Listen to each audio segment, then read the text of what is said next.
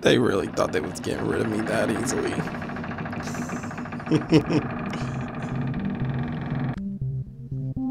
What's your favorite scary movie? I bet you guys didn't expect to see me this week. We gonna ride out to the theme.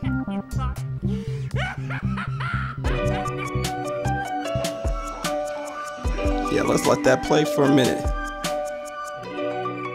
Hey, hey, hey, hey, hey. Oh shit, there goes my mic. Oh man, isn't that something? I mean, jeez. Trying to rock out to the beat and everything, and then my mic falls. But anyway, yo, what's up everyone? How you doing?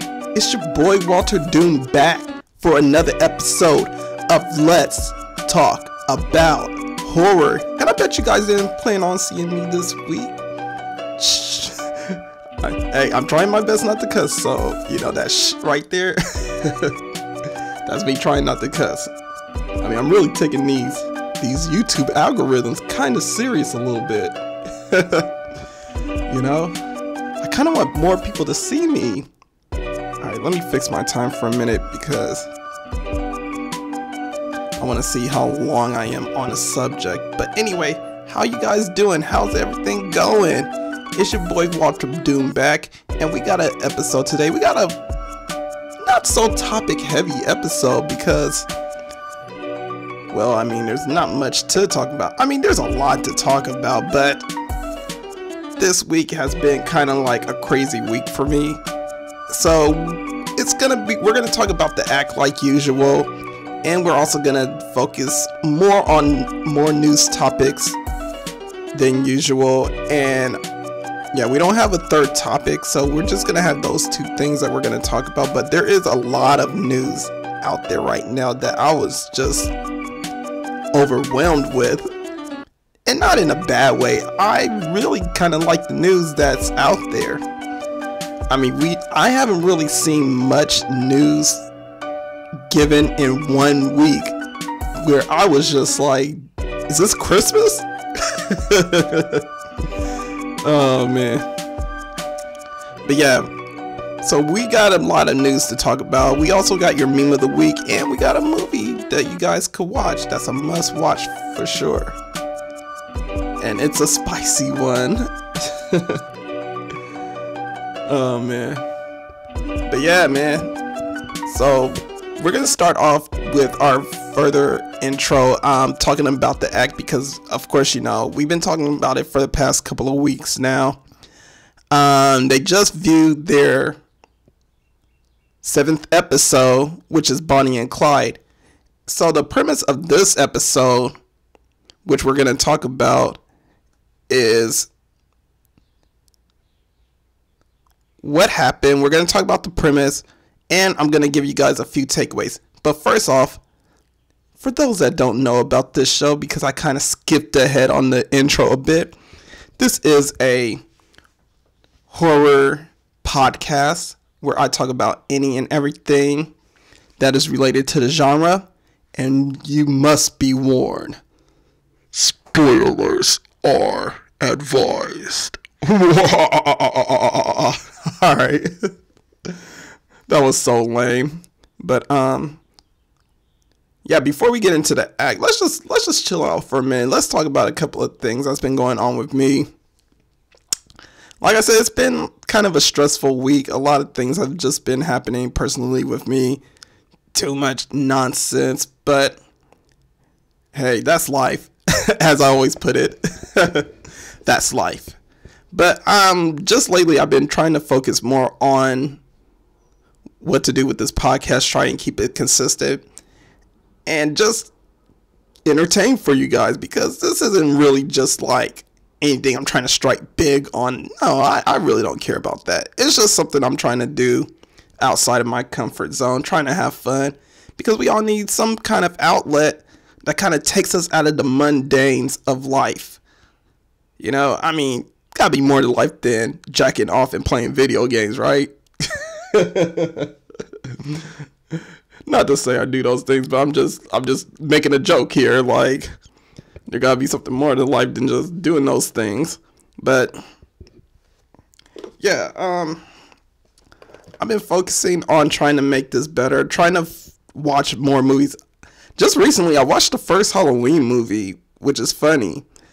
And this will probably be my third time attempting to watch this movie and actually fully watched it. And I really do mean attempt to watch it for the third time. Because the first two times were big fails. So the first time when I was trying to watch it, I don't remember what I was doing, but I just know I was chilling out. It was a drinking night, and I was just like, yo, it would be cool to watch Halloween. Might as well watch Halloween while I'm doing this.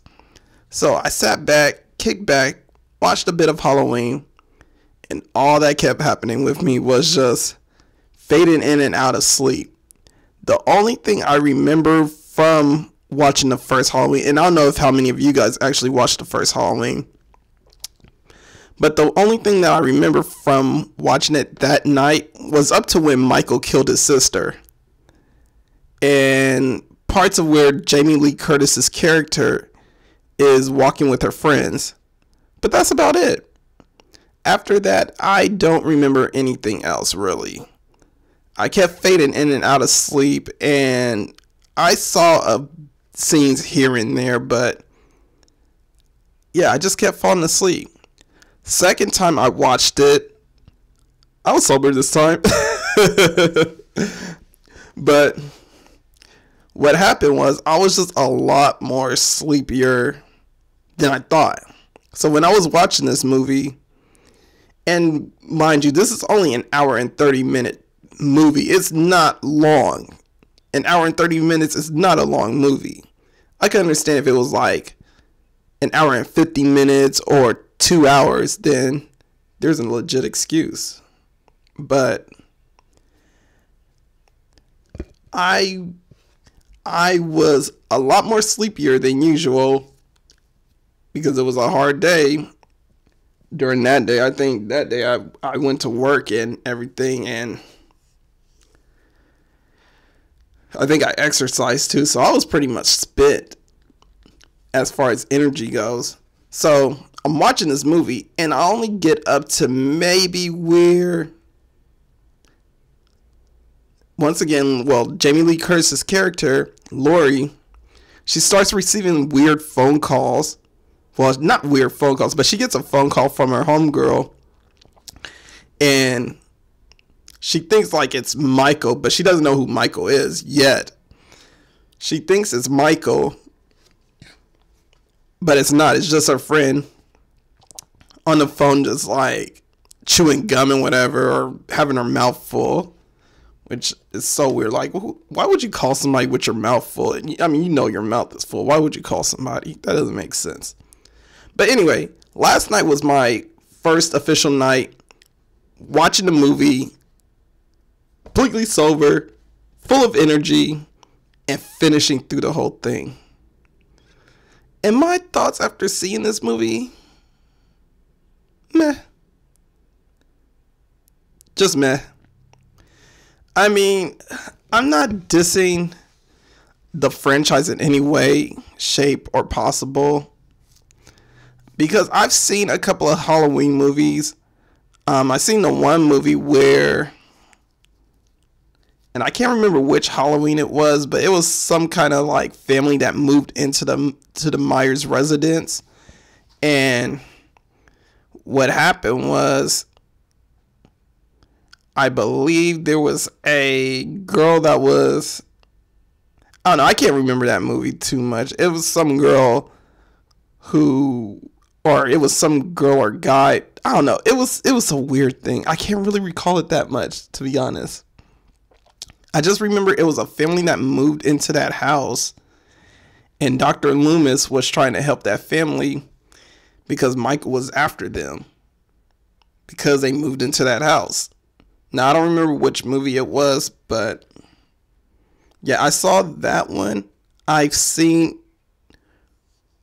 Resurrection with Busta Rhymes on there, because I remember Busta Rhymes was in that movie, and I remember seeing that one. I feel like I seen H2O also, because I remember seeing LL Cool J in a movie of Halloween, but at the same time, I really can't recall whether I seen that movie or Resurrection or not, because I keep fusing the two together. I don't know why. It's so weird.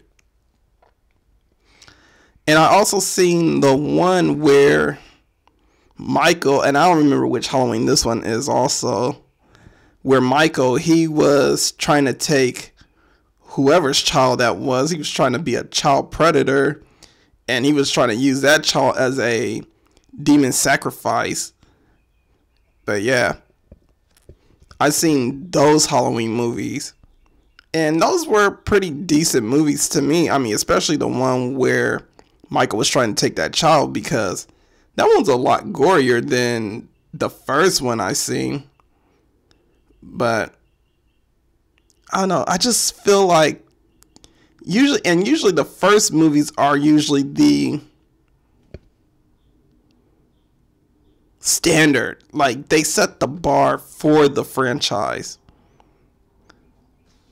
And it's funny because when I was reading articles and everything, not a lot of people liked this movie at first when it first came out. It actually took it a while. And it's probably because of, well, slashers weren't the craze back then when it came out in 1978. It actually took a while before it actually became a hit, because it took a while for them to make the next Halloween movie. And it's funny to me, when I was looking at all the Halloween movies that came out, I realized Jamie Lee Curtis wasn't in a lot of those movies, and that there was actually a Halloween movie without Michael Myers or Jamie Lee Curtis. It's like, how do you have a Halloween movie without the stars of the movie? And I know, like, with the movie I watched, where Michael was terrorizing that family that moved into the house, that one didn't have Jamie Lee Curtis, but they did have the guy that played Dr. Loomis, which is, I believe, Sam Pleasance. Yeah, so that one was very interesting also. But I guess I gotta get into reasons why I thought it was more meh. I mean, I'm not saying it was bad, and I'm not saying it was good either, because I feel honestly like it should have set up, I mean, if it's like the first film, I feel like it should have wowed me to the point where I'm just like, okay, so when's the sequel? But looking at it, it wasn't that great. I mean, it was mediocre at best. And the reason why it was mediocre, I feel, was not only was it very slow, it's a very slow moving a slow moving movie. I should have just said slow pace to keep from getting tongue tied, but it is very slow pace. It takes its time to kind of set up a situation, a scene, a character. So like with the character Annie, when she gets killed, we're treated to like all this dialogue and exposition about Lori and her crush about this guy at school, and Annie and how she wants to smash with this guy while Lori watches her kids while she's gone. Well, watch her kid that she's babysitting while she's gone. And we're just treated to all this exposition. I just found it weird also when she got popcorn butter spilled on herself, that she literally had to take off all her clothes. I just felt that was so weird. I don't know if anyone else felt weird about that. I just felt that was almost unnecessary in a way. I mean, I enjoyed it. Don't get me wrong, but at the same time, I was just like, why is she taking off all her clothes? Does she really need to do that just because she spilled butter on herself? I don't know. It was so weird. But Yeah, it was. They took a while they set up that scene, and finally, when we got to the scene where he finally killed her, well, where Michael finally killed her, we're kind of teased a bit most throughout that whole scenario. I mean, just seeing him like opening and closing doors, which I just thought was getting kind of repetitive. Also, I mean, I'm like, how is this supposed to be creepy? I guess people were scared of like opening, closing doors by themselves back then. I don't know. I'm just sitting there. I'm telling myself like, why is this even necessary? Like, can we just get to the action already? And then we kind of see him in the background majority of the time. And it's funny because in this film, I was wondering whether he had the Shatner mask or not. Because if you remember from the Friday the 13th movies, Jason didn't really have a mask. I mean, Jason actually wasn't even a character until part 2. Till Friday the 13th part 2. And when he was on the movie, he didn't even have his signature hockey mask. They didn't give that one to him until part 3. But yeah, he had a hacky sack as his mask during that time. Kind of reminds me of Brightburn a little bit also. I mean, this is way before Brightburn, of course, but just thinking about that hacky sack mask reminds me of Brightburn, the movie that's supposed to be coming out pretty soon. I don't know why. Maybe because it's just like, you know, it looks very handmade and handcrafted and everything. You know, but Jason's using a burlap sack, and the kid, I don't even know what the kid's name is, but he looked like he's using like a sewed up beanie as his mask.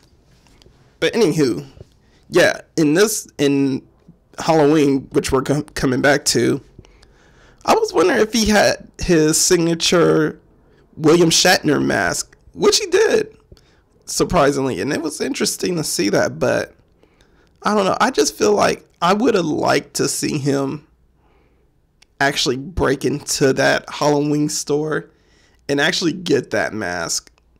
I don't know. Maybe I'm by myself. But yeah, we do get to see him with the mask, the signature mask, and that's just been his look ever since.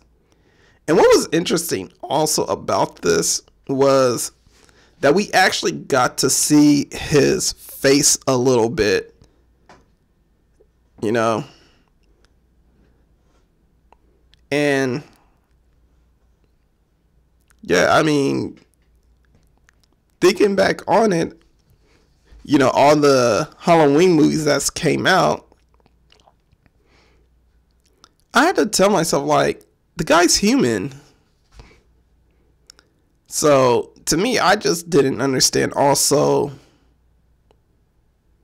and I'm kind of jumping ahead, sorry you guys, but I didn't understand how these people did not kill him. Because after seeing his face, I mean, his face wasn't mutilated like Jason or anything like that. He was human at the end of the day, which is the point I was trying to make. But yeah, it was funny to see like them try and kill him so many times. He even got shot, which is crazy. And he just didn't get shot one time. He got shot multiple times. And he still was walking and moving. So it makes me wonder, like, how is this guy not dead? Is he not human? I mean, I get, like, he's supposed to be evil, but at the end of the day, he's no different from Ted Bundy, to be honest. And it's funny because I think about it, like, it almost doesn't make any sense why he's still alive. Because he's not like Jason, who became an evil entity. I mean, maybe he becomes that in the sequels of Halloween, which I haven't even jumped to yet, which I'm planning on watching later on this week. But yeah, maybe he becomes an evil entity. I don't know. But yeah, like Jason, it's understandable why people can't kill Jason, because Jason literally is an unmovable force. You can't kill him. And he's been that way since, I want to say, Friday the 13th part 5, when he was brought back to life. That's when the absurdity of Jason started taking over. Or like with Chucky, how Chucky keeps coming back to life. Or how Chucky, you know, each time you try and kill him, he's still moving and he's still coming after you. Because his body is inside of a doll. Which he is starting to become human, but he's still in a doll at the end of the day. Now, Michael, on the other hand, he was just human. So I didn't understand how this guy wasn't just killed first stab, first shot hitting him. But I don't know. That was weird to me. But yeah, I watched that movie. And yeah, I mean, it was meh. I mean, I guess I'll check out the other Halloween movies because, like I said, I'm always interested in trying to expand my knowledge of these movies and try and get my viewership and expertise on horror, because there's a lot of old school horror movies I haven't seen. I mean, I love horror, but it's like a lot of movies that I haven't seen just because there was no streaming service back then. I mean, I had cable when I was a kid, but man, was it ever hard to really check out horror movies. I mean, there were times where I was just like, man, I wish this movie would come on cable right now. And it never did. Plus, not only that, I mean, if you were a kid of the 90s, you would know. Getting those movie package channels, those cost extra. They cost extra, man. And I don't know how much they cost extra, but they were extra. And I remember times when we did have them, well, had those channels. We usually got it in like a package deal, which was so cool. They would always give us like the main big dogs like HBO, Cinemax, or Skinemax, if you guys know what I'm talking about. For those that were up past like 12 o'clock in the morning. Showtime. And you know what? Showtime was usually really hard to get sometimes, because I guess Showtime was charging extra, or they were just being a-holes about like how they wanted to be incorporated in packages and all that. But yeah, Showtime was usually like hard to get sometimes. But yeah, we would have Showtime sometimes. We would have Stars, and I forget the other one. Oh, Stars and Encore, when they were a thing. It's surprising that Stars is bigger now. I mean, I don't hear anything about Encore channel unless like that's part of Stars. But either way, yeah, those were usually the channels that we had. I enjoyed it when I was a kid, but yeah, now we got streaming service, and life is golden. Life is definitely golden with this, because now I can watch movies that I want to watch on demand when I want, wherever I want. But yeah. But enough about talking about memory lane and all that. I mean, I don't know how many of you guys actually had that when you were a child. Leave in the comments about what your childhood was like dealing with movies. You know, did you watch it on cable? Are you streaming it now? Are you a kid now? I don't know. I don't even know how old you guys are in my audience. But either way, we're going to move on now to talking about the act. I almost got tongue tied on saying that. I got to work on speaking as far as like tongue twister words and everything. But Yeah, we're going to talk about the act right now, and we're going to talk about episode 7, Bonnie and Clyde, which came on this past week. I would have to say a lot better than last week's episode.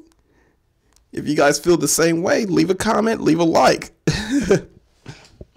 Talk about how you felt about last week's episode, or even just about this past week's episode. Oh, I'm sorry.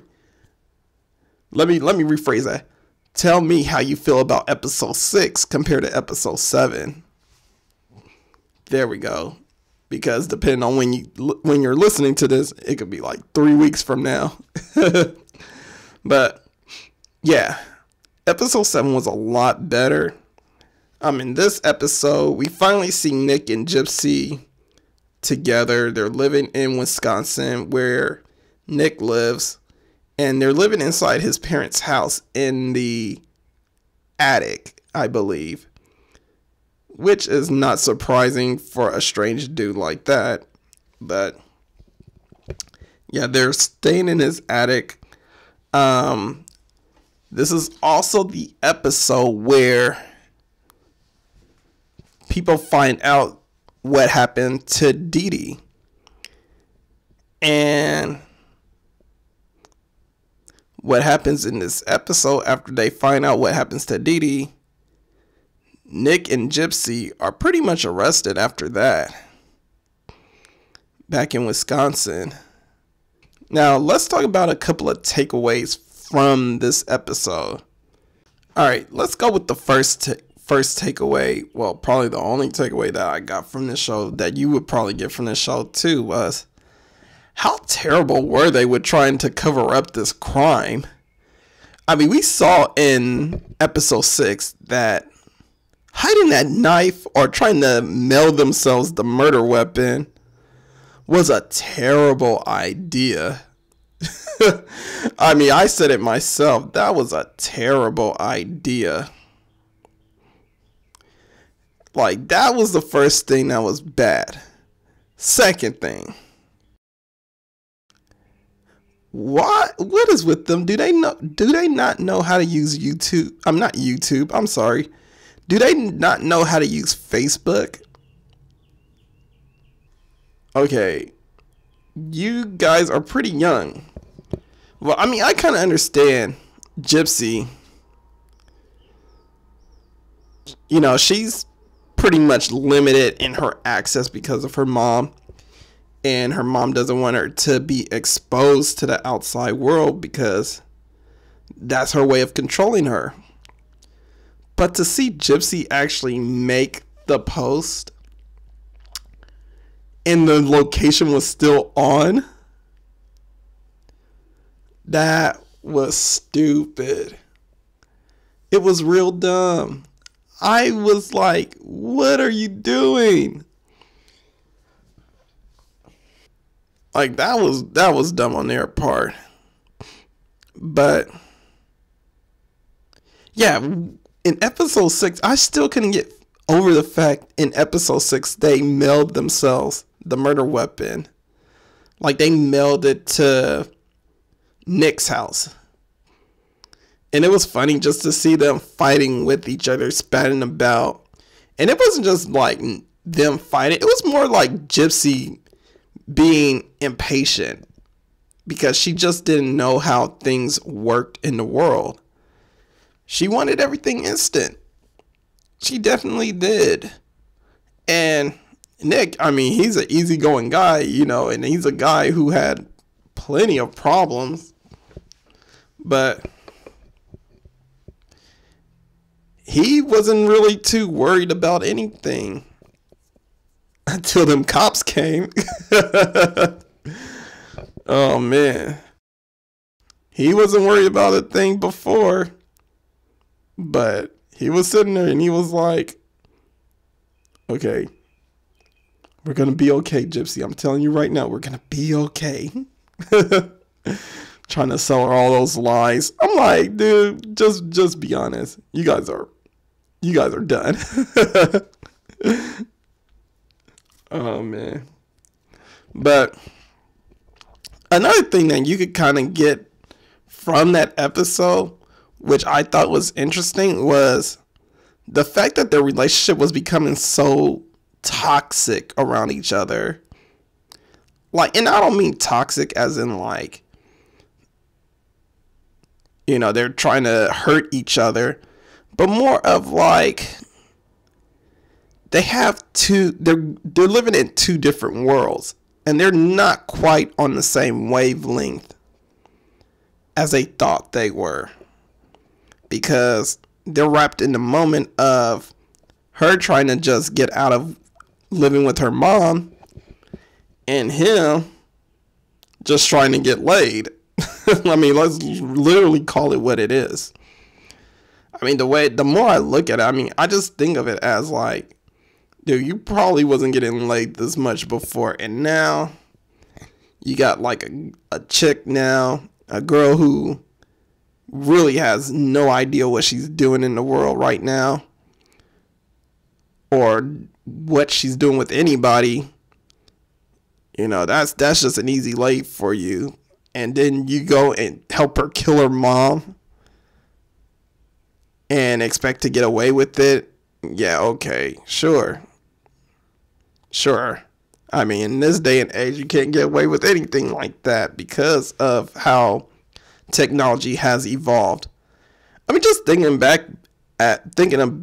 like that last comment that I just made, it just made me think about the Ted Bundy case and how Ted Bundy was able to escape from police custody, escape out of prison twice.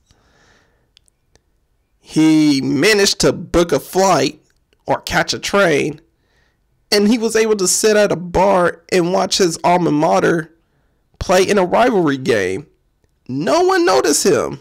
No one noticed him at all. And then he manages to disappear off the face of the earth, but only into Florida, where he assumed a new identity and was still committing more murders and rapes after that. Even sometimes necrophilia.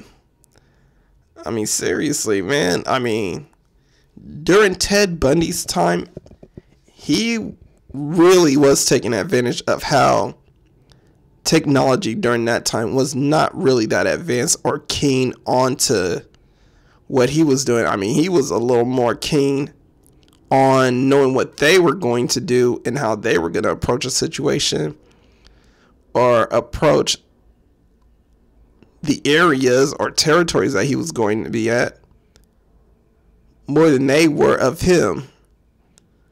But with Gypsy and Nick, I'm just thinking like, wow, how dumb can you guys be? And I kind of get it. I mean, I was watching a documentary about Gypsy Rose also, because you guys know I like to dig more into this story. But it is a fact that Gypsy herself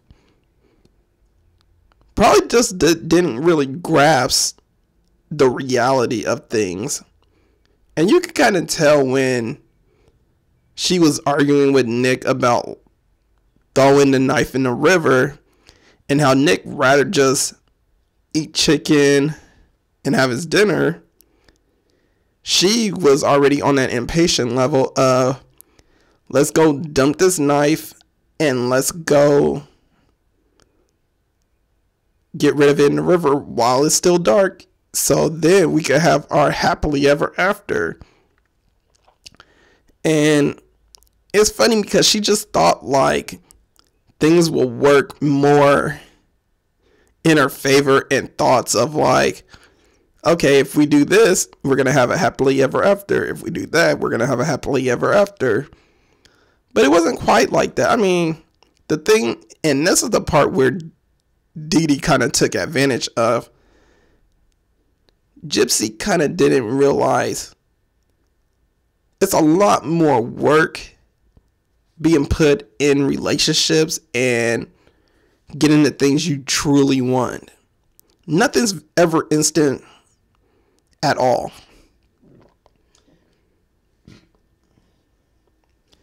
And usually things that have fast results come with fast consequences after that. And it's like let's take American Gangster Frank Lucas, the drug dealer. I'm probably not the best example, but kind of like an example that I'm trying to make. You know, here's a guy who's selling drugs in his neighborhood, but he's also providing his neighborhood with like holiday turkeys and everything for Thanksgiving. But here's a guy that's like selling all these drugs around his neighborhood, in the world, and all that. And he's making all this money real fast.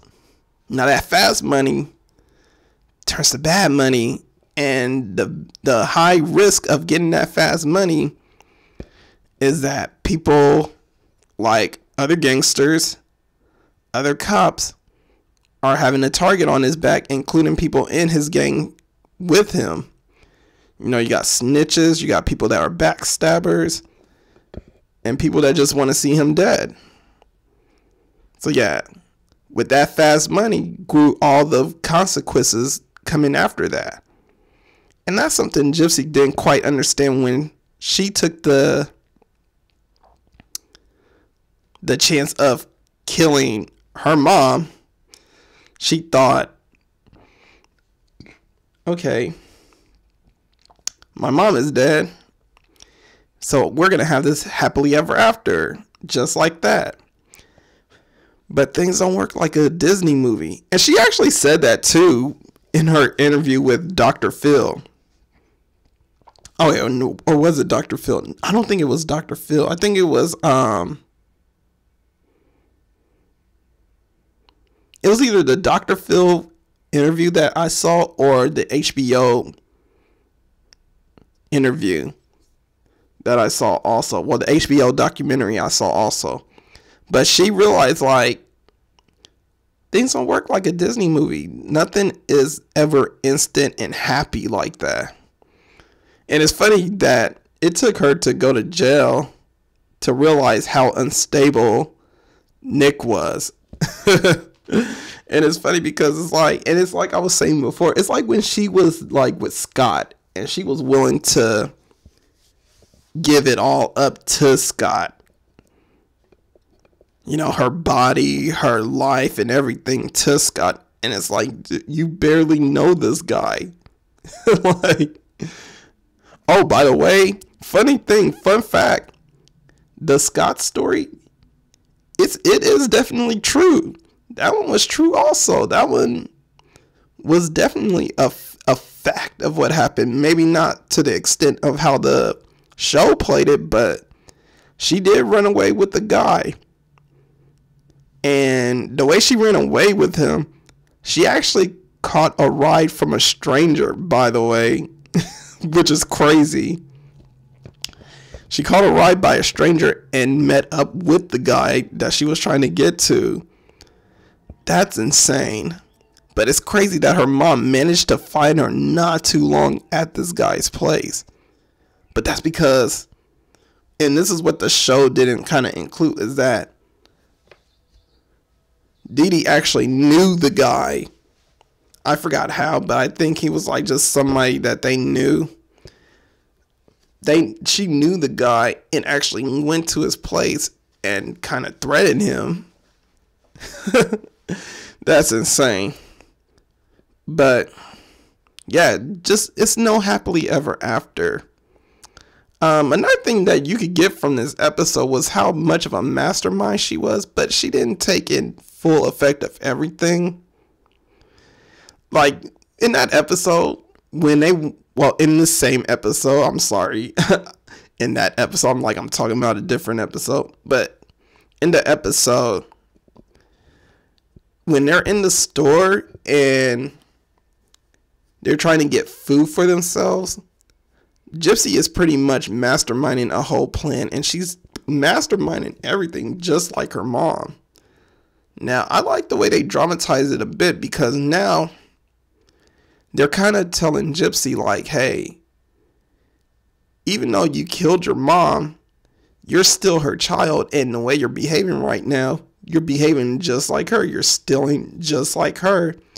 You're manipulating people just like her. I mean, you're becoming a liar just like her. And it makes me kind of wonder too, like, how much of the truth is she really telling? Because she even said in her documentary that she don't even tell her lawyers the whole truth, which is interesting. Also, like with Nick's interview, when he was giving his opinions about the fairness of what he got compared to Gypsy's, he himself said like she was becoming her mom, that she doesn't tell the whole truth all the time, and that she manipulates and uses people also, which I kind of believe him on that one. I feel like she probably does stuff like that. I wouldn't be surprised. I mean, she was bred into that toxic household, and all she did was learn how to lie and cheat and steal, like Eddie Guerrero. But yeah, that definitely was something interesting. Even in the interrogation scene, she still is lying. She pretends like she doesn't know what happened to her mom. She tries not to take much responsibility for what has happened. And Nick is in the other room spilling the beans. The funny thing, though, is that before they even went into the interrogation room, she told Nick, let's just tell the truth. Manipulating him, right? He goes in, does exactly what she says.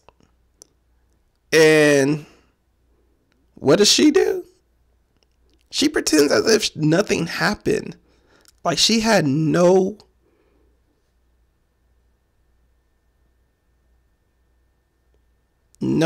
take in the whole murder incident.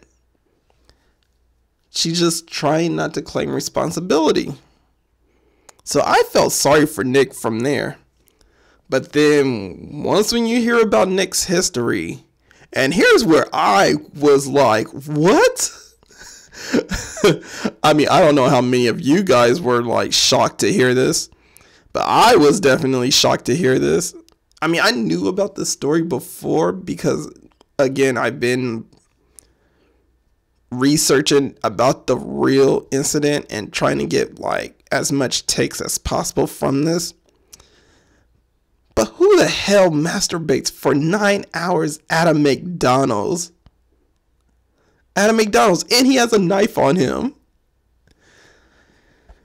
My boys, as Dashie would say. Shout outs to Dashie. No plug. But, bro, who the hell masturbates for 9 hours at a McDonald's of all places? I mean, I kind of wonder where in McDonald's did he masturbate, because the many McDonald's I've been to, there's not that many places to do it. And it makes me wonder, like, what does their McDonald's look like to the point where he just sits there on a computer and masturbates for 9 hours straight. 9 hours straight.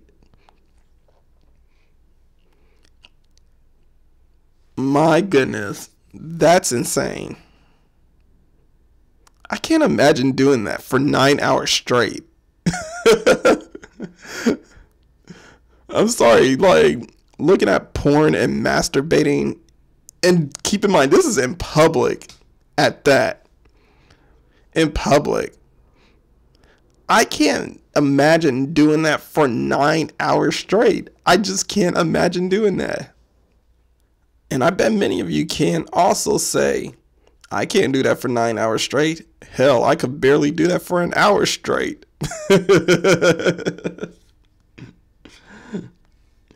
Oh man, but let's not talk about masturbation so much. I'm just like at awe, not at odd, but just deeply disturbed. That's the correct word I want to use.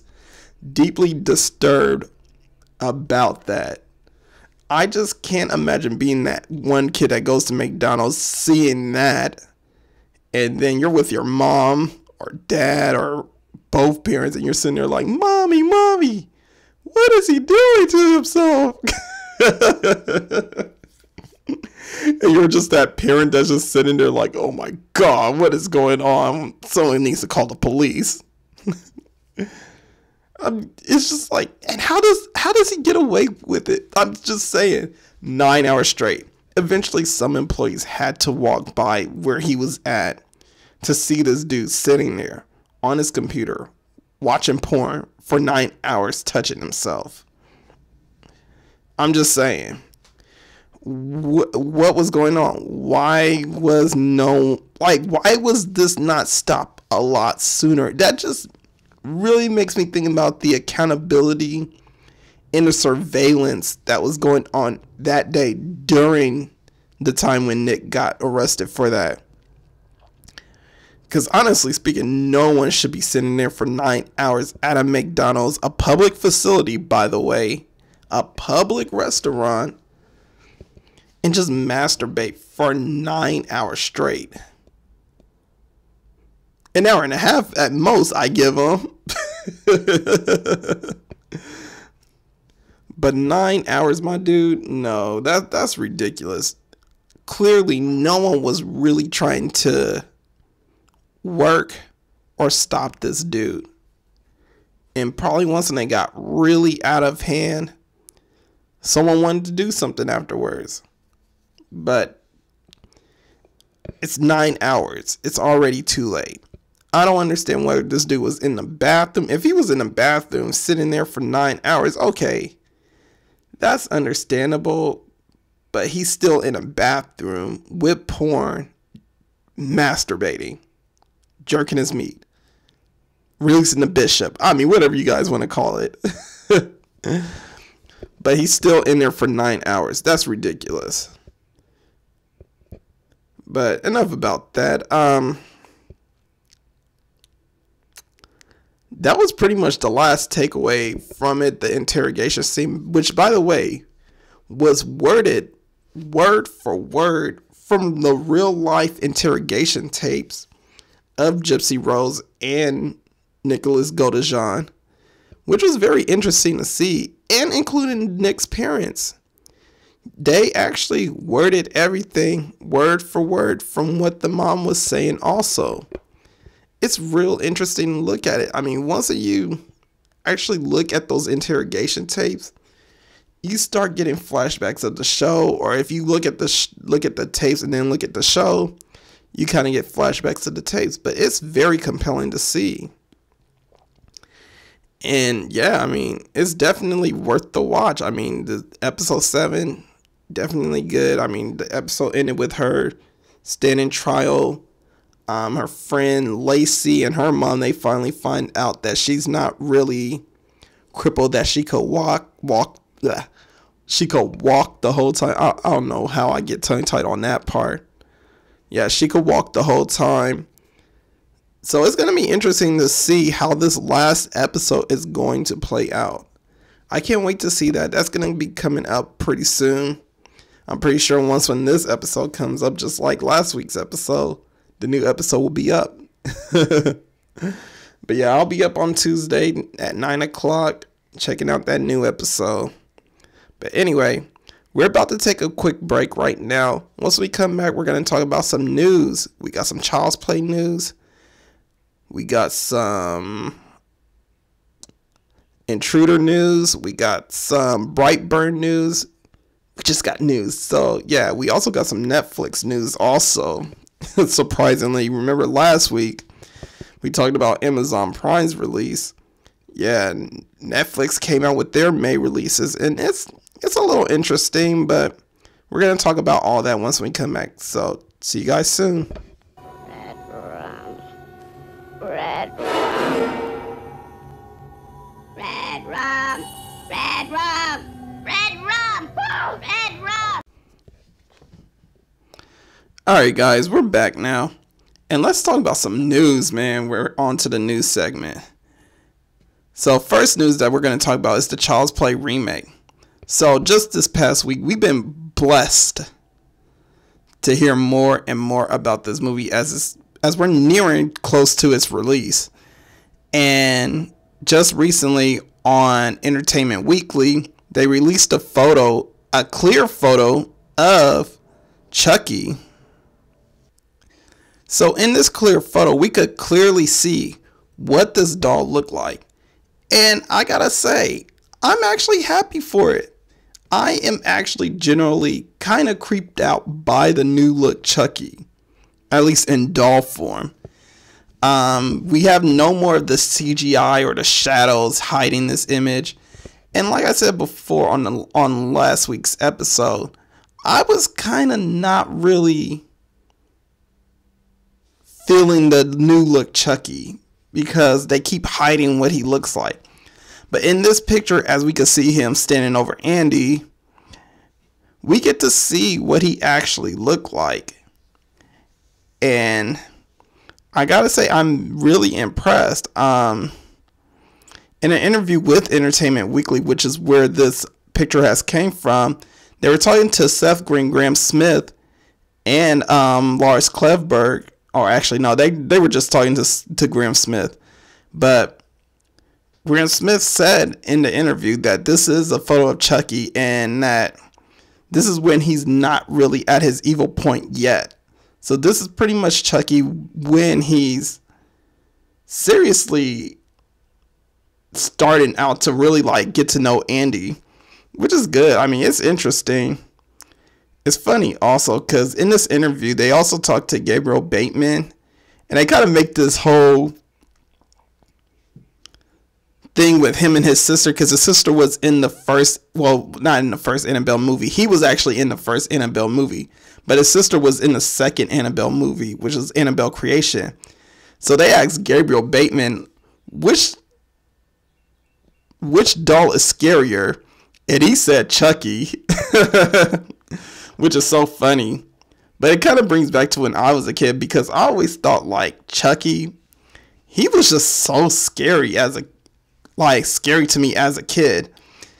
I mean, I don't know how many times have I mentioned this on this podcast, but each time I talk about Chucky, you guys, I always got to mention like how I always thought like the way Chucky looked, because he looked like one of those regular dolls from the 80s that just came to life. It was scary to see that as a kid. I mean, I don't know what dolls are looking like these days now, considering that technology is taking over, and I don't even know if they really make dolls anymore. I don't know. Somebody let me know in the comments. Do they really make dolls for kids anymore? Well, at least for girls. But because yeah, I know kids nowadays, they like Beyblades and video games. I mean, I hardly ever see a kid with a toy anymore. Maybe a toy car, but that's as close as it gets. I don't really see them like carrying like action figures or anything like that. I know when I was a kid, I had a lot of action figures. I had like Power Ranger action figures, Batman action figures, Teenage Mutant Ninja Turtle action figures. My mom got me a lot of that shit, to be honest. And I really did like those toys. But yeah, I just want to know, like, do kids really even use toys like that anymore? Or do they just play video games? I don't know. But yeah, it was entertaining to see that. Yeah, so I feel a little bit more of a positive for this movie. I'm still not really that much sold on the concept because, again, Gabriel Bateman's character is supposed to be a little bit older, and it's like, what kind of child would want like a toy like that, you know? But I mean, as we saw in one of the pictures, I mean, we saw Gabriel playing against Chucky in chess, and if the toy could do something like that, I mean, who wouldn't want to have a toy like that? A toy that could be a companion to you and play different types of games and everything. It's crazy. I mean, I wouldn't mind having that toy, just saying. But yeah, I mean, that's definitely coming out. I mean, we have until June 21st for this movie to come out, which is rivaling Toy Story, which is still funny to me to this day. It's like, out of everything, this movie is going to rival Toy Story as much comparison as they try to make these two to be. It was also funny in this interview also, the way Graham Smith kind of goes about talking about the story of Child's Play. He kind of relates it to what might happen 5 years later down the line with, as far as like companies creating these mass marketed technological objects and kind of making them do more and more each time they come out. So it's funny to have kind of like a movie like this. What funny, ironic, I should say, to have a movie like this kind of like, in a way, kind of saying like the robots will eventually take over. Oh man, but he also revealed for like, as far as the movements for Chucky, for those that are interested, they said it's going to be a combination of VFX and animatronics, which should be good because in the past couple of Child's Play, I believe it's been very CGI. At least the Cult of Chucky was very CGI'd as far as the way they used Chucky. They didn't really use too many dolls for that one. But yeah, this should be interesting to see this movie. It looks like they're bringing it back to the cult classic of the 80s style Chucky, but bringing a fresh new idea to it. So yeah, I really can't wait to see what this movie looks like when it comes out June 21st. In other news, let's move on next. Let's talk about Netflix for a moment. Now, as you guys know, I am not the biggest Netflix fan because of everything that's being released onto there. And sometimes I just wonder, what are they thinking as far as what the fans want to see on Netflix? But just recently, they just released their May releases for Netflix. And here are some movies that I ideally am wanting to watch. So a couple of noted shows. I mean, they got a lot of movies coming out and shows too, which is also Slasher Solstice for those that watch the Slasher series on Netflix. But notable movies that are coming out on Netflix is Scream, the first one, Extremely Wicked, which is the Ted Bundy movie, which is coming out May the 3rd, which I really can't wait to watch. Insidious, the first one, and a Netflix original called Perfection. Now, Perfection is being really raved about, and I'm kind of interested in seeing it because of the premise behind it. So in this film, a celloist by the name of Charlotte, who is played by Allison Williams, who was in Get Out. She played Rose. She's seeking out her mentor, Anton, who's played by Steven Weber, and his pupil, Lizzie, who's played by Logan Browning. Now, what I've heard about this movie, there's a lot of plot twists involved in this movie.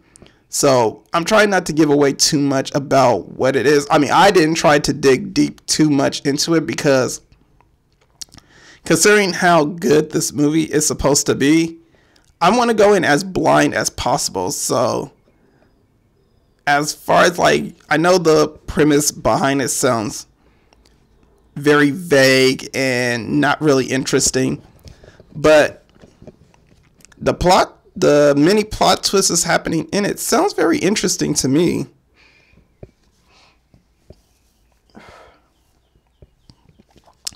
Now, I'm not going to go into it expecting too much from it, but I am trying to go in with a blind eye and not trying to give it too much credit. Well, give it not credit, but too much hype for it, to put it plainly. It's funny because when I was reading about this movie a little bit, it kind of felt like I was literally hearing about a remake of Black Swan a little bit. So, I mean, if you want to compare it to a movie, supposedly it's being compared to Black Swan. So that should be very interesting to see.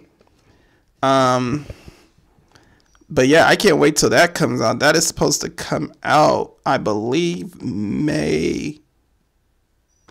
Yeah, so the movie is supposed to come out May 24th. And it'll be streaming on Netflix, like I said. So I can't wait till that comes out. Now, let's talk about another thing. Since we're talking about stuff that's coming out on Netflix, let's first of all talk about, well, let's next move on to talking about what is leaving Netflix. As you guys know, each month there's always something leaving on Netflix, which is always the annoying part. But we have the list, and here are some lists according to Blade Disgusting, which is where I read this from. Here are some of the movies that are leaving Netflix come May. So all the Jaws features, they're pretty much gone on May 1st, along with From Dusk Till Dawn, Godzilla, and Hostel. And I Know What You Did Last Summer is leaving May 31st. Not that many movies, but again, Netflix always have to make room for more content. And in order to make content, they ought to get rid of some content. I mean, I don't understand how that works or why it works like that. But I mean, hey, all I know is like each time there's a movie that's uploaded on there, something has to leave. Something have to leave. And yeah, so if you guys haven't watched those movies yet, I mean, you have until May 1st to watch some of those movies. And if you haven't watched I Know What You Did Last Summer, you have until May 31st to catch that one out.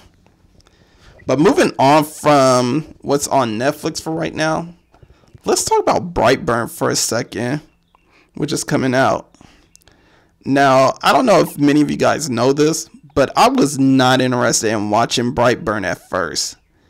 When I saw the commercials for it, which was on YouTube, I was like, what is this bootleg shit that they're trying to sell me? Like, it just felt like a bootleg DC movie that they're trying to promote, and they're really trying to get people interested in it. But as we dig deeper and deeper, well, when I was starting to dig deeper and deeper into the movie and reading different articles and seeing different trailers, I don't know, I just had a change of heart. Now I'm really interested in wanting to see this movie. I really can't wait to watch that movie because I don't know, I can't help but think about the Injustice, the game, but it's also a comic book. It's supposed to be when Superman turns evil after he kills the Joker. And this is what this movie kind of reminds me of a bit. It's like a different tale of Superman if he were to land in the country or in our world. He would probably be evil, really, instead of being inherently good. And it's kind of funny because it's like it makes me think about like the timeline of Superman before he becomes Superman. Basically, the timeline when he's a kid to when he becomes an adult. And I know we have Smallville to kind of like fill in the gaps a little bit to kind of give us a sense of what Superman would be as a teenager. But just a kid. And you know, kids are cruel, man. Kids are little shits when they're like in elementary and they're just rude and mean to people for no reason. You know, a lot of kids, they don't know how to communicate with each other because they're still learning. And, you know, sometimes they say things to hurt someone else's feelings or don't even know that they're hurting someone else's feelings. And then a lot of miscommunication happens and then, well, fights break out and everything. Or bullying happens.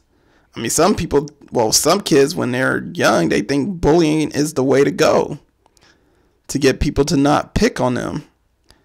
But yeah, I found it really interesting for this movie, and especially how this movie was produced, because James Gunn had his brothers, Brian Gunn and his cousin Mark Gunn. They were writing the script for like 6 months, 6 to 8 months really. And David Yarovesky, who is the director of the film, his wife, Autumn Seed, she actually did the costume design of the mask also, which is pretty cool. So yeah, my perspective is really changing about this. I really can't wait to see what this movie is like. I don't know if I'm going to be rushing down to see the movie when it first releases, but I am definitely trying to check that out when it comes out.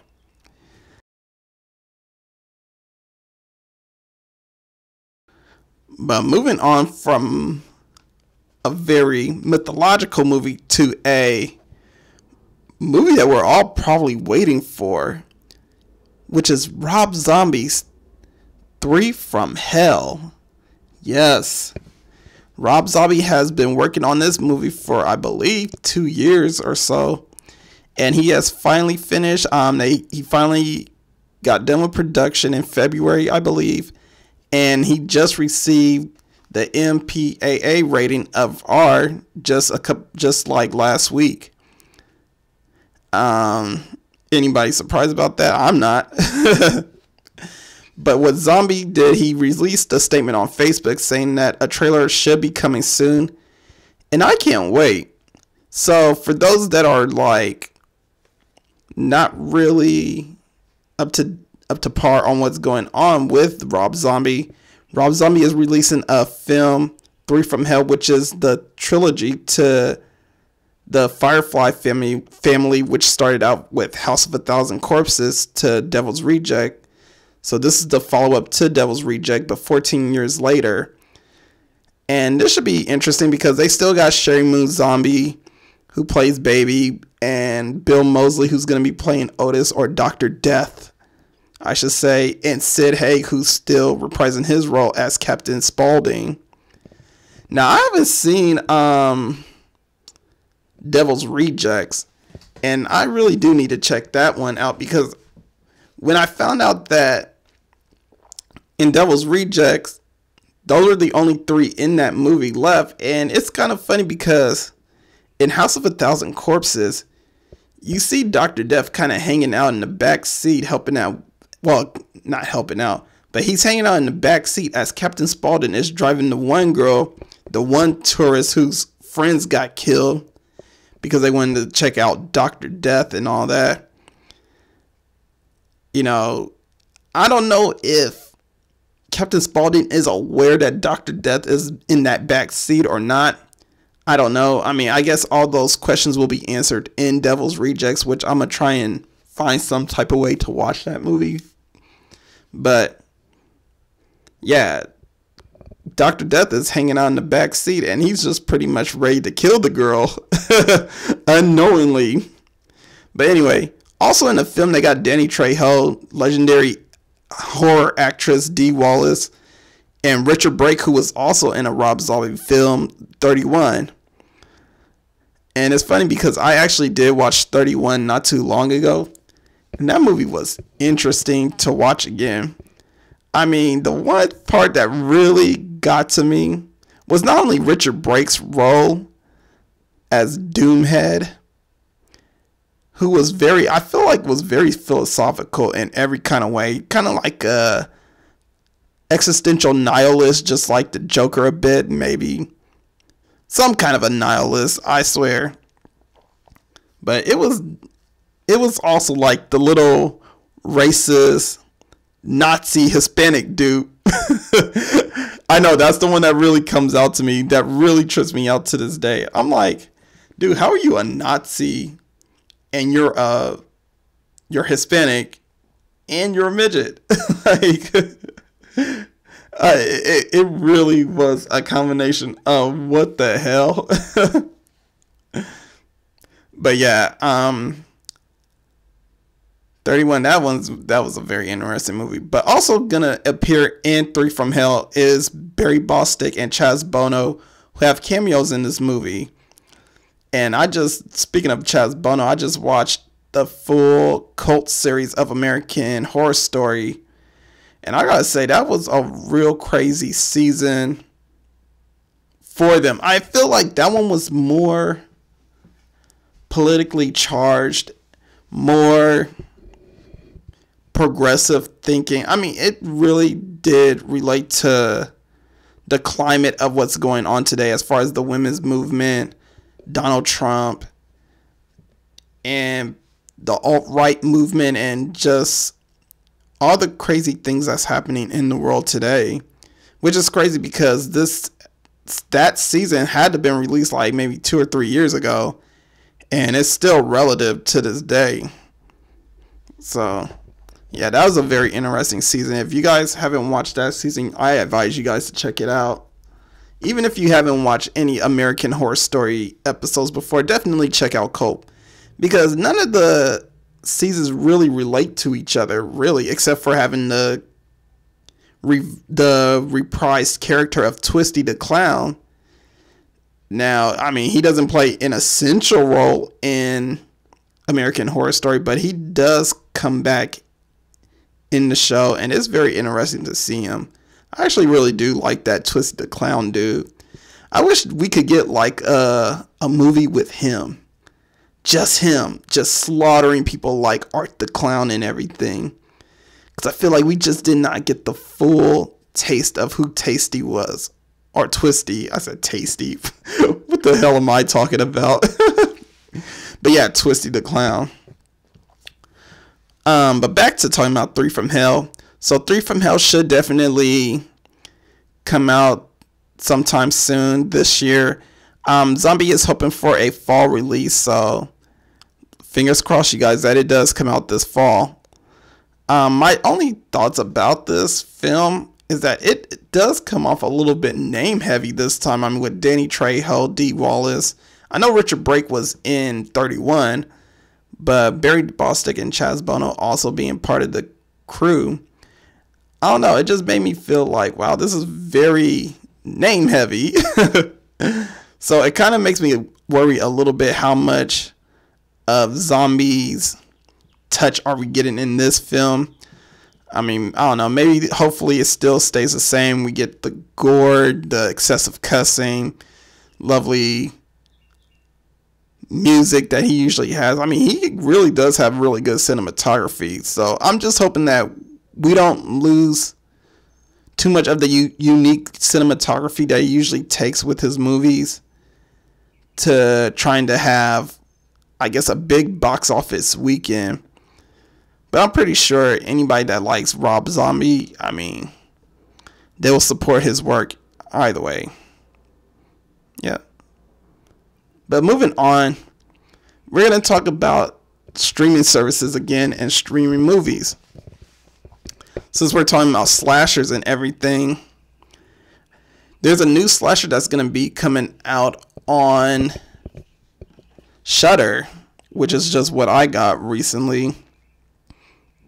And let me tell you, Shudder is awesome. I mean, at first I just had the app alone, but ever since I added to Amazon Prime, I am loving every moment of it. I kid you not.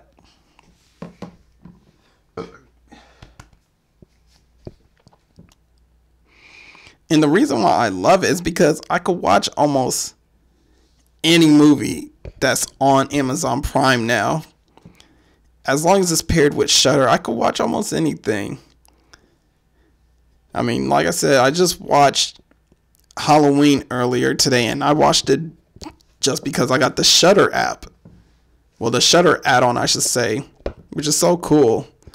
But yeah, talking about the new movie that's hitting Shudder, which is called The Ranger. So here's the premise. When Chelsea and her friends get in trouble with the cops, they flee the city and go on the run. Fueled by a hallucinogenic drug called Echo, they hope to lay low and get high in an old family hideout in the woods. But Chelsea's got reservations about going back to nature, and she and secrets she's not sharing with her friends. When shots ring out, her past comes crashing back, and the punks find themselves pitted against the local authority, an unhinged park ranger with an axe to grind. This movie is directed and written by Jen Wexler, who also produced Darling, which is one of my favorite movies that I watched last year. And my thoughts with this, I mean, it's going to be a typical slasher film, which I don't mind. The only thing that I'm hoping that it's true to its point is that it is very gory. And it looks like it's going to be very gory based on the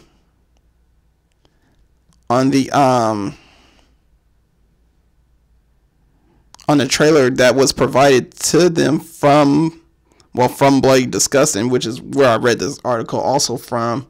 You guys should know I'm a big Blade Disgusting fan. So a lot of things I read is from Blade Disgusting, but also from social media is where I get news also from. But yeah, this movie looks very like a bloodlust of, I don't even know what I was trying to go with it. Bloodlust. I'm just saying it's gonna be a gore fest, basically. Oh man. But yeah, I can't wait till that comes out. That's supposed to be dropping on May 9th, which is just a week after all the big May 3rd movies drop. which is shockingly Wicked and Suspiria, and I believe also All That We Destroy on Hulu, which is part of the Into the Dark series. Now, my only thought about The Ranger is that I'm hoping, or I'm wondering, is there a plot twist to it? Because we already know who the character, I mean, we see in the trailer, and if you guys ever seen the trailer, so we see in the trailer like who the killer is. And the niece of the uncle who is killing, which by the way, I don't believe that was in the premise that I was reading from. So spoiler, guys, but we already know there's going to be spoilers. But anyway, yeah, we know the niece of the Ranger, she recognizes him and knows who he is. So my question is there a twist? You know, is it anything like Scream, Thriller, Hostel, or Saw? And if there is, I mean, what would the twist be? Because we already know who the killer is. Usually when there's a twist of not knowing who the killer is. And we end up finding out who the killer is just for shock value. But if it's anything like Friday the 13th sequels, Playing with Dolls, or the Toolbox Murders, I'm fine with it. I'm fine with it with no twist at all. You know, I just want to see a blood fest and that's about it. You know, I mean, the first Friday had a twist to it, but yeah, not the predecessor ones, because we already know who Jason was. The only twist was seeing like how his face just became even more and more disfigured. I mean, I don't know if anybody was creeped out by that. Yeah. But anyway, moving forward, I just feel like now the energy is kind of bringing down a little bit. I don't know, maybe because my voice is getting tired a bit. But anyway, moving on to the next story of the day. It's another anthology film that's coming out pretty soon. It's going to be released in limited theaters and VOD platforms, which I never know. What the hell does that mean? VOD platforms. Can somebody tell me what VOD platforms are? Because I feel like whenever I hear VOD platforms, I always think Hulu, Netflix. But they consider those just streaming services. They don't consider them VOD platforms. But I kind of consider them somewhat as VOD platforms because why? They're videos on demand. But anyway, coming out in limited releases on June 21st, which I don't even know why they're releasing this movie. They need to move this movie a week later or a week earlier, because it's going to get destroyed by Child's Play and Toy Story. The movie I'm talking about is the anthology film Nightmare Cinema, which is going to be a feature featuring 5 directors: Mick Garris, who did Critters 2, Joe Dante, who did Gremlins, David Slade, who did 30 Days of Night, Ryuhei Kitamura, who did Downrage, and Alejandro Brugués, who did One of the Dead. They're in this film featuring Mickey Rourke as the main character, as the projectionist. It's a film where people are just, it's kind of like Tales from the Crypt in a way, from what I'm getting. It's kind of like when they just, people going to the movies, they see their deaths or seeing some type of death, and now they're going to be dead or find out that they are dead. So it just feels like a very Tales from the Crypt type movie for me. I mean, I usually like the anthology films because you get to see different movie styles in one flick. And sometimes the movies end up tying together in some sort of way, kind of like with Tales from the Hood or VHS in a way. But yeah, that one comes out June 21st. There's not much I can say about that one. I kind of want to see how bloody and disgusting this one gets. Because it does look like it could be also a bloodbath, but it also could be kind of creepy in some ways because it does feature some type of possession in the film and ghosts and what have you. I know I seen one dude, he looked like he was straight from My Bloody Valentine, and I was like, whoa, hopefully this one gets real bloody from this. But yeah, that one comes out June 21st. I don't know who picked that date. That was so dumb. That's the dumbest thing I have ever seen. But yeah, that one comes out. And the last thing I'm going to talk about is The Intruder. There was a final trailer for that movie that came out. I feel like I don't need to explain the premise too much, but for those that don't know the premise, a married couple buys their dream home from a widower who is played by Dennis Quaid, and the couple is played by Megan Good and Michael Ealy. And my goodness, let's give, I don't know, I would say a whistle, but nah, that's too sexist. Let's give some appreciation for the fineness of Megan Good, by the way, as I'm going along. But when the widower starts showing up at the couple's home frequently, the couple may have more problems than what they initially thought. So this movie is coming out May 3rd. The final trailer was released, like I said earlier, which looks a little bit more creepier than all the other trailers. My thoughts on it, I'm skipping this shit. I'm waiting for it to either come out on stream or something, or maybe I just never see this movie. I don't know. I never was really interested in it. The only reason why I'm mentioning this is because, I mean, hell, we're getting close to May 3rd, and I believe this is the May 3rd movie I was thinking about the week before coming out with all the other movies that are coming out May the 3rd. So, yeah, my May the 3rd, I'm spending more time streaming movies. I'm not watching this shit. But anyway, that's it for the news for today. So we're going to take a quick break for a second, and then we're just going to jump into the outro. Wendy, darling, light of my life, I'm not gonna hurt you. You didn't let me finish my sentence. I said, I'm not gonna hurt you. I'm just gonna bash your brains in. I'm gonna bash them right the fuck in.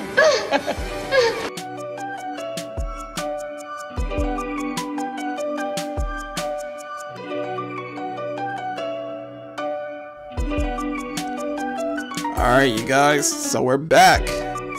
This is it. This is the outro. So first off, let me give you guys your meme of the week. And here's what I found funny this past couple of weeks that I'm bringing to you guys today. So I found this meme with Pennywise, and here's what it is. So it says, well, it says, "I am the eater of worlds and children, you are next." And it shows a picture of Pennywise kind of in his, I don't want to call it alien form, but it's kind of like in his vicious form. And then at the bottom of the picture, you get like this kid with him crying and his boogers is coming out of his nose. And under that picture, you see Pennywise going back to his regular form as a clown. And he says, "Ew, never mind." I found that one very funny because it just made me think about, like, why does Pennywise hunt kids anyway? Some kids are just gross, you know? There are some kids that just do gross things, and I know that for a fact because I was a kid and I did gross things too. And anybody that says like, "Oh my god, that's just you," like, no man, we all did gross things as a kid, you know, pick our noses and all that. It's like, come on now, we do gross shit all the time. Hell, some of us still do gross shit to this day. But yeah, that one was very funny to me. Also, for the must-watch movie of the week, and I don't know if I actually suggested this before, but I probably did, but the must-watch movie of this week will be Metal Face. And just for like the slasher people and people who are really into slasher films and just want to see somebody just going ape shit on everybody and killing everything in sight, this is the movie for you. You're welcome. Oh man, I would have to say this was a very fast episode. I gotta say, kind of went through this, ran through it just like nothing. I don't know. I'm just someone recording this. I'm just over here having a good time. I hope you guys are having a good time too. Hope you guys enjoy the rest of your week or whenever you're listening to this. But other than that, I am signing out. You guys could like, subscribe, comment, leave anything you want to leave on this channel, man. You guys can also follow me on Instagram. The name Walterdoom is also on the title page, also on the thumbnail, I should say. But other than that, I am out to live out life right now. Oh man. But other than that, I'm outro. It's your boy Walterdoom signing out for another episode of Let's Talk About Horror. This is America. Don't let them catch you slipping now. Peace.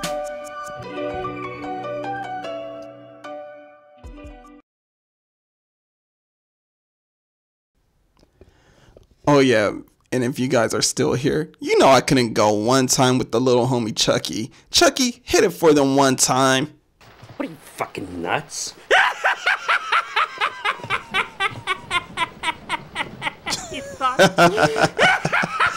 Oh man, I kind of feel bad because I didn't even play his sample so much because I'm trying to keep a clean mouth on myself. But you know what? Fuck that shit. Because I am fucking nuts. But anyway, peace out, you guys. Till next time.